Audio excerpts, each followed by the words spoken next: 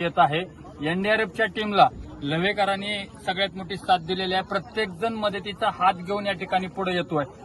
कुरवाडी शहरासारख्या ठिकाणाहून असेल किंवा इतर गावच्या ठिकाणाहून लव्ह्याला पाण्याने वेढलंय म्हणलं की सगळ्यांनी यायला सुरुवात केली, बघायला सुरुवात केली। अनेक जण मोबाईलमध्ये फोटो काढतात, व्हिडिओ काढतात। माझी प्रत्येकाला एक कळकळीची विनंती आहे, महाराष्ट्रावरचं सगळ्यात मोठं संकट आजपर्यंत गेल्या 100 वर्षामध्ये असा मोठा पाऊस झालेला नव्हता, अशी नदीनं पात्र ओलांडलेलं नव्हतं। या 100 वर्षाचं रेकॉर्ड सध्या तरी कोणाकडेही लेखी रेकॉर्ड असं नाहीये की इतका मोठा पाऊस आला होता।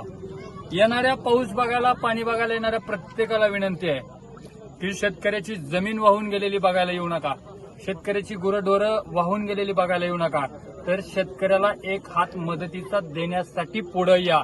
माझी तरुण मंडळांना, नवरात्र उत्सवाच्या मंडळांना विनंती आहे की एक वेळ आपण उत्सव नाही साजरा केला तरी चालेल, पण लोकांच्या दुःखात सहभागी व्हा, शेतकऱ्याच्या दुःखात सहभागी व्हा।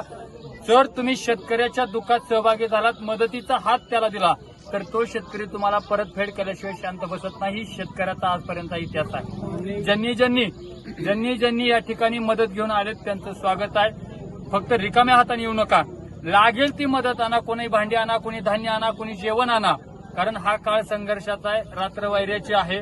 अजून देखील वरील नगर जिल्ह्यामध्ये पाऊस आहे, पाणी भरपूर मोठ्या प्रमाणामध्ये येतंय। फक्त माझी विनंती एवढी आहे की लव्हेकरांनी